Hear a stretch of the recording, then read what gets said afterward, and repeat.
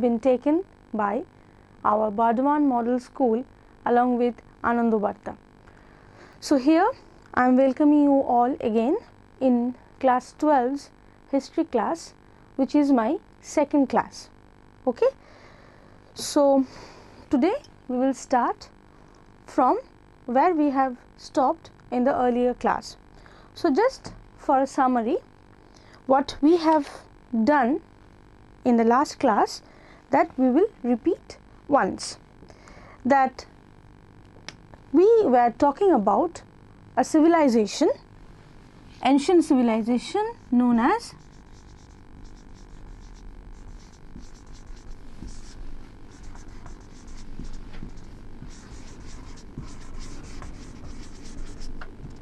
Harappan civilization. This Harappan civilization is among the world's oldest civilization, and it was located in India, and modern day the location is in northwest part of India and also the part of Pakistan.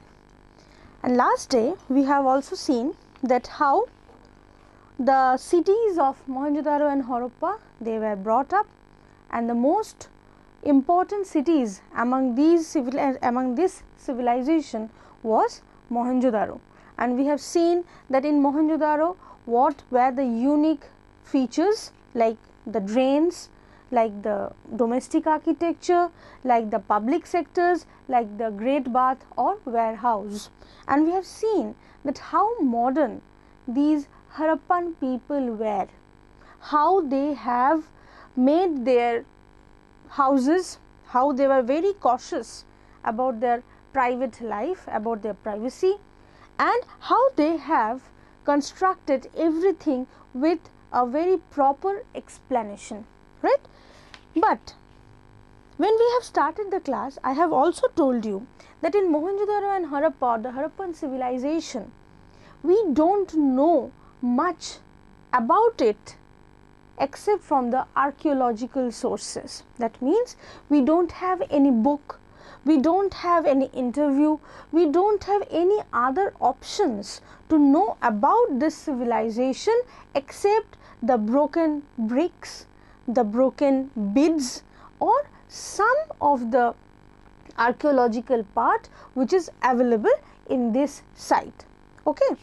So today we will see that how the historians or how the archaeologists have understood, or they tried to suggest a notion, they tried to suggest a way in which we can understand the social differences.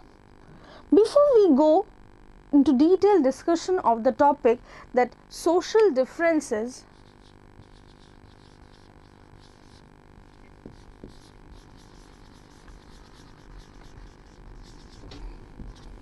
we have to understand that what is a social difference. Social difference is a mindset. It's an it's not physically, we cannot see it, we cannot feel it, but it is suggested or it is created by human beings like you and me. It is a difference which we make by saying this man is rich, that man is a poor man, because of the social livelihood of those people. So we now are trying to understand that where in Harappan civilization were there social differences available, or everybody was equally sharing the every part, every point of the civilization, right? Because we have to understand the society, we have to understand the people of Harappa. Why? Because we have to know that whether those people were like us or not like us. Understood? Okay. So before starting the differences, I will again go to the archaeologists and historians, and there are certain ways, there are certain tactics through which the historians or archaeologists, they try to understand the social differences, because I told you that in Harappan civilization nothing is written, no book is available where it is written that yes, social difference was available. So what we have to do, we have to check from the available sources which is there in Harappan civilization to understand the social differences. To understand the social differences, the archaeologists or the historians, they use different patterns, and two patterns are very unique and important. What are those? They are, number one, burials, and number two, it's the luxuries. What is burials? What is this burials? Burials means when somebody dies, you cremate that. We, the Brahmanical Hindu people, we cremation. We bury the dead. So in Harappan civilization, burials have been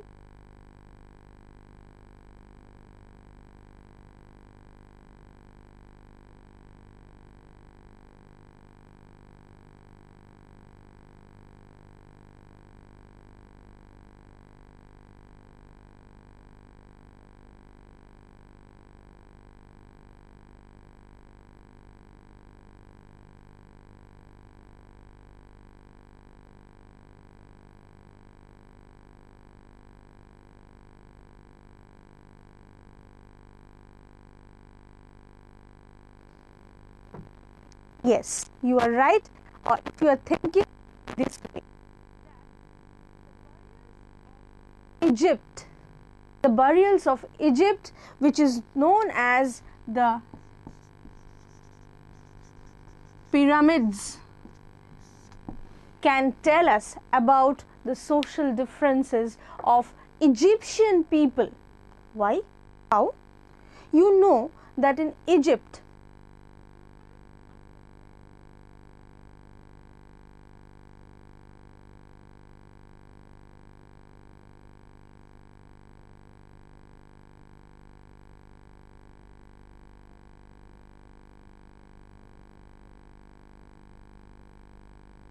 was all given in the pyramid, right? Why? They believed after life. They believed that a new life used to start after you are dead. So what happened?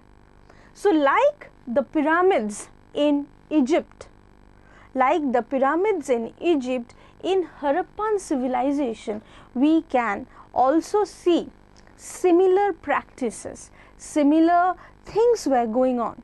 Like in Harappan civilization, we can see that the dead were buried in pits.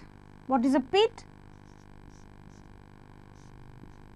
Pit means a portion of a land which is made where the dead body is lying, and you cover it with again soil, right? So in this way, the dead body used to lie in Harappan civilization, and in some of the pits, the archaeologists have found many items. What are those items? The items were like plates, cups, some of the grains, jewelries.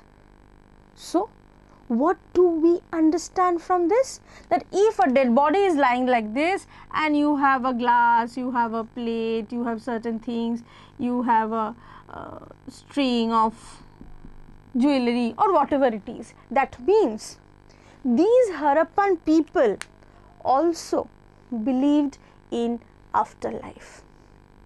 I have given you the example of pyramids of Egypt. That means this also clarifies the time period of Harappa and Egypt is equal. That means if in Harappan civilization people believed in afterlife, so in Egypt also people believed in afterlife. So in many pits we get these type of items. So what is the problem? That if we find these items, can we understand the social differences? Yes. How? Because after you study the pit, you can make it out that whether there was a social difference or not. How? Some pits were differently made. Means some of the dead bodies were laid in original soil, but some of the dead bodies were laid in a pit which is made of brick.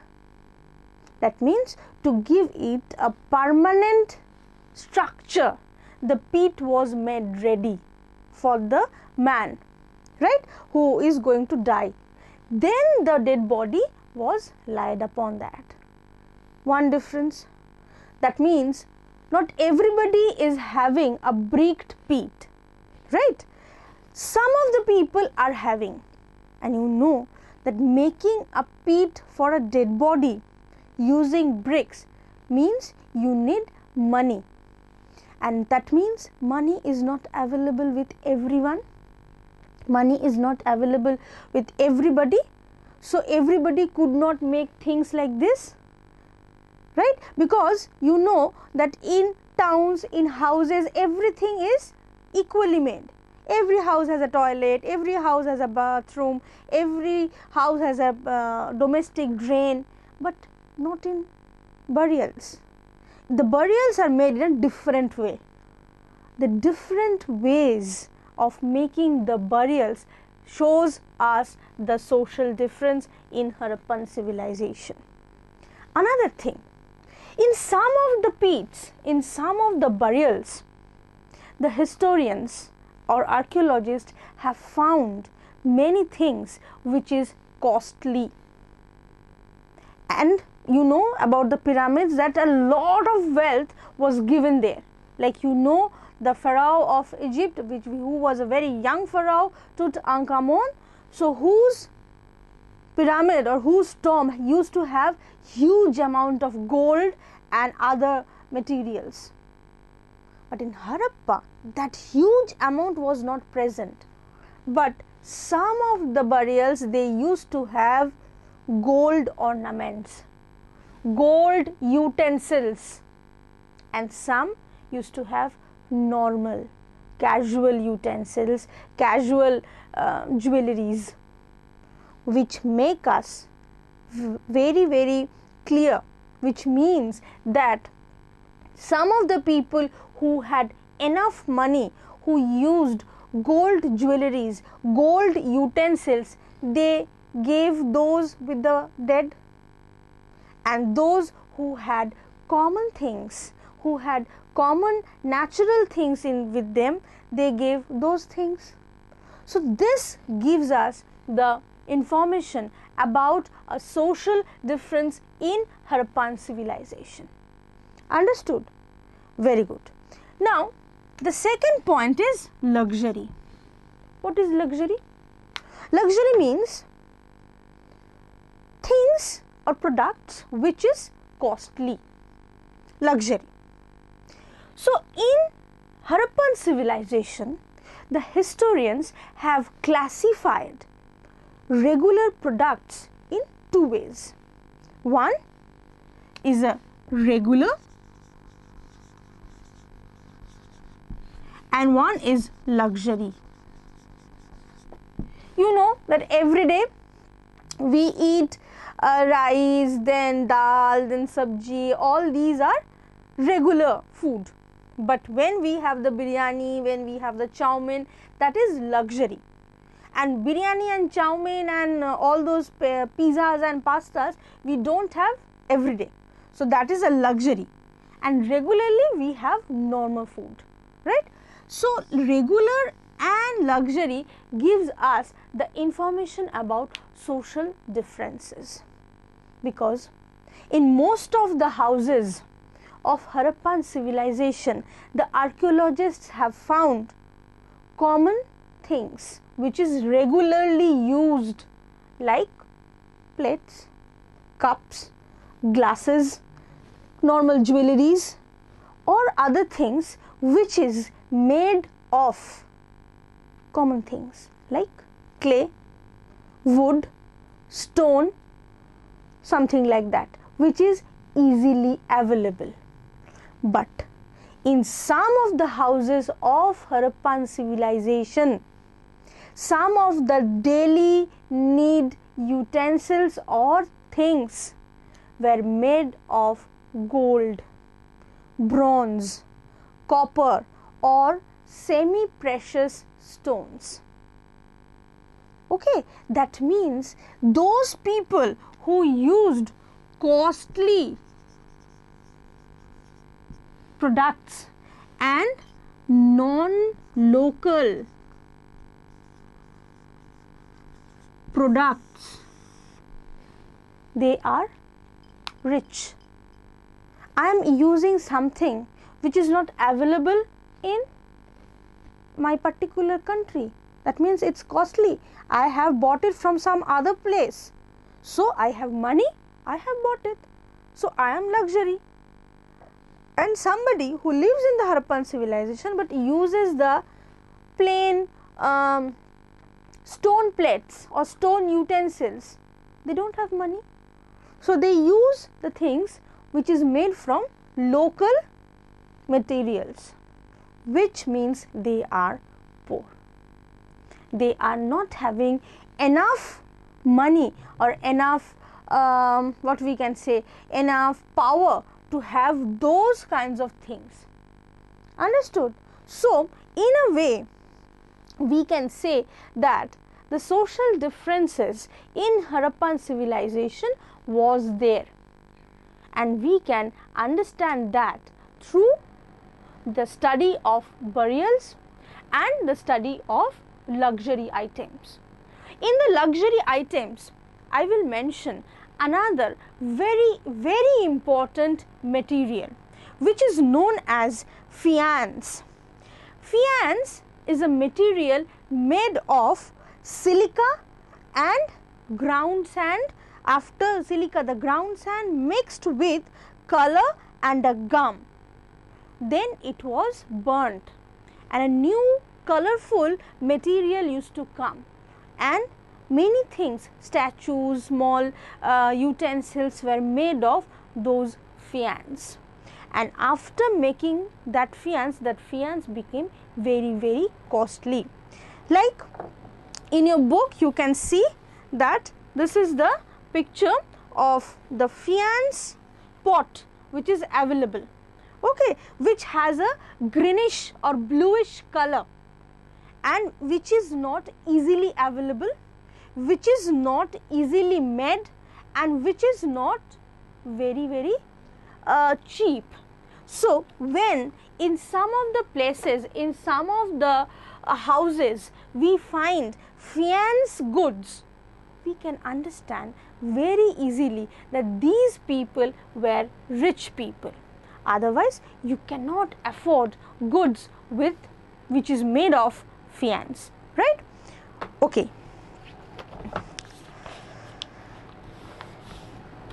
I hope all of you have understood the social differences.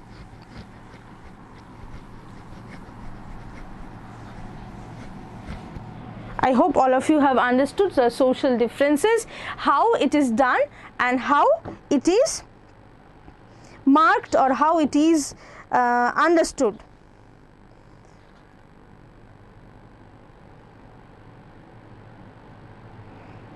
Okay.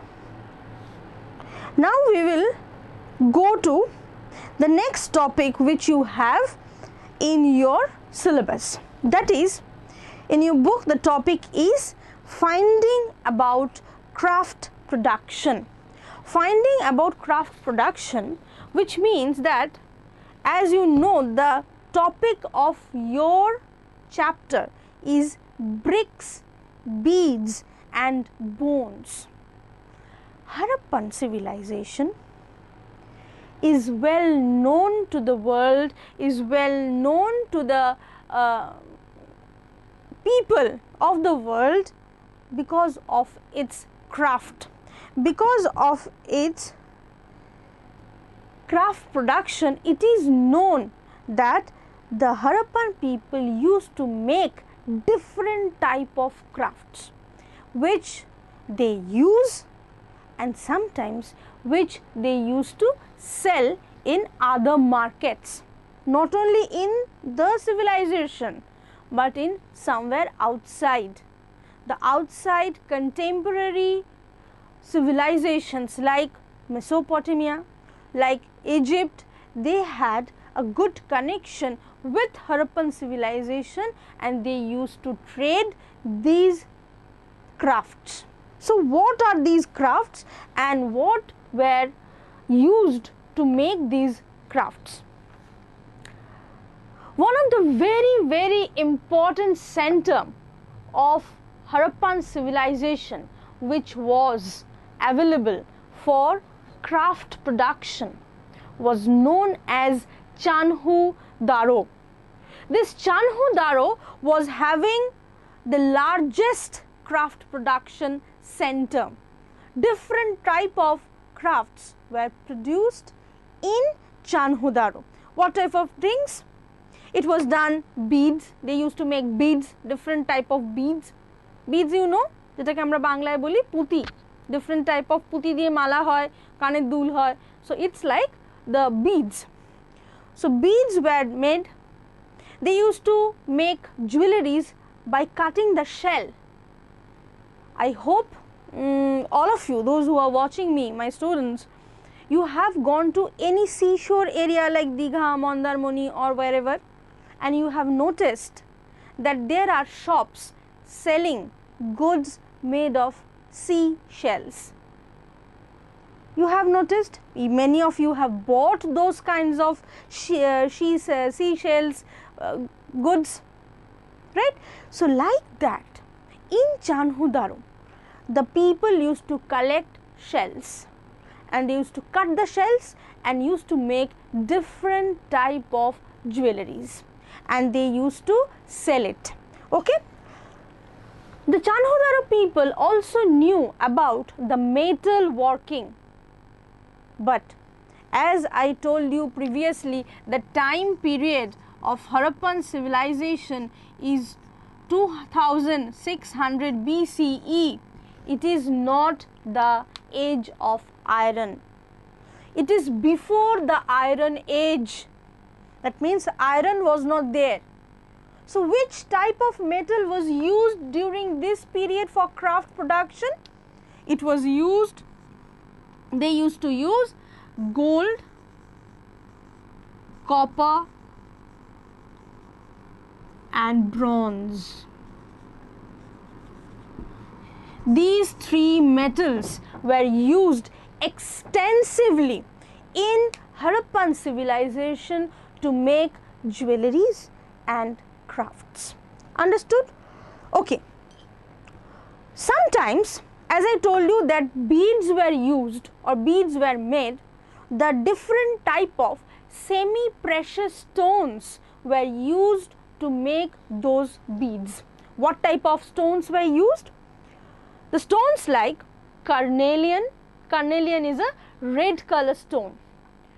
Then jasper. Jasper is a yellowish color. Crystal, you know crystal is a color, it doesn't have any color. Crystal and quartz. Quartz can have different colors. And very importantly, lapis lazuli. Lapis lazuli is a blue colored stone. So you have a red, yellow, blue, maybe purple. Quartz can be purple also, and crystal. So different colorful semi-precious stones were used to make jewelries.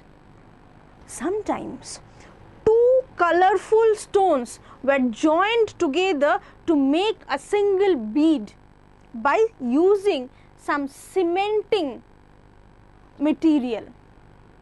Two stones, they are joined to make one bead. That means this bead is having 2 or 3 different colors.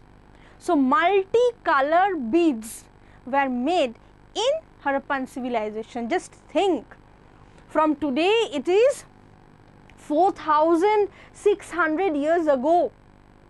People are making beads, stone beads, with mixing different stones. And it is very interesting that in Harappan civilization, women as well as men both used jewelries. How do we understand that? How do we know? We know this from the burials. The historians have suggested these information after they have checked the burials. In the burials there were many skull or skeletons of men with jewelries. And see, today also the boys and men, they are using some of the jewelry. Some of them have a piercing in their ear, some of them use a kada or a bangle, right? So it is not a new thing, it is not a new fashion, it is much old fashion that men along with women, they use jewelries. And that is why in Harappan civilization the jewelry making was very important. Okay, not only that, as I previously mentioned about faience was also used in Chanhudaro especially to make crafts. Till now I have only talked about jewelries. Not only jewelries, they used to make different other artifacts like vase, flower vase. You keep flower, na? You keep flower in a big vase. So that type of vase was available in Mohenjo-daro and Harappa. Different type of what we can say jar with designs, intricate designs were made in Mohenjo-daro and Harappa.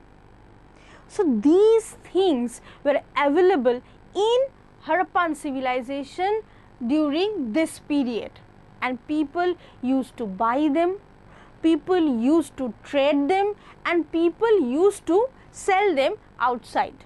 Okay. Now when we have talked about this craft production, we have to understand that which are the areas which is known for the craft production area, right? As I have told, and repeatedly I am telling, that for Harappan civilization we have no written documents, we have no interviews. So we have to guess everything, we have to understand everything with the archaeological sources, right? So to identify the centers of production, the historians or the archaeologists follow certain policies, follow certain ways. What are those? Ways of identify the craft centers. Number one process to identify a craft center was the raw material.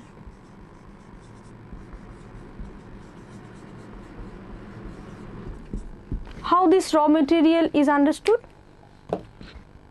Where you can get a particular raw material of a craft production, there only the center for that craft will be available, right? Like you can get shell goods, seashell goods only near the seashore. You can get iron and steel industry near the coal and iron mines, right? You don't have an iron and steel mine or iron and steel factory far from the raw material area. You don't have, because then you have to carry the raw material and it will be taxed. So if you find a place where the raw material is available, you can consider that place for that craft production. That means in places in Harappan civilization where the raw materials were available, those centers were a center for craft. Number 1. Number 2 is unfinished objects.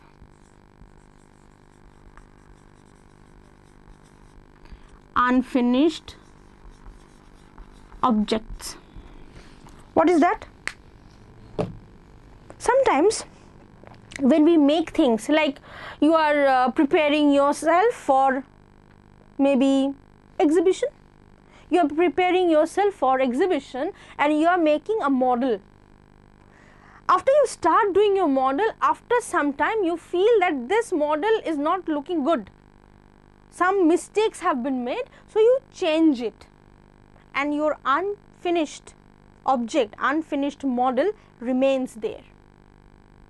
And when this type of unfinished works you will find in a place in huge number, it's understandable that that particular place was a place for craft production. Because you have started working, you feel that this is not good, so you leave the place and start with another. Like when we were small, when we were kids, we used to go to the tailoring shop for making dresses, and while making dresses we used to ask the tailor uncle to give us some small piece of cloth which is just thrown away, or we used to ask the tailor uncle that give us those piece of cloth which is not used, which is stored in the tailoring shop, and the uncles used to give us, and we used to make different dolls or something with those cloths. We were very excited.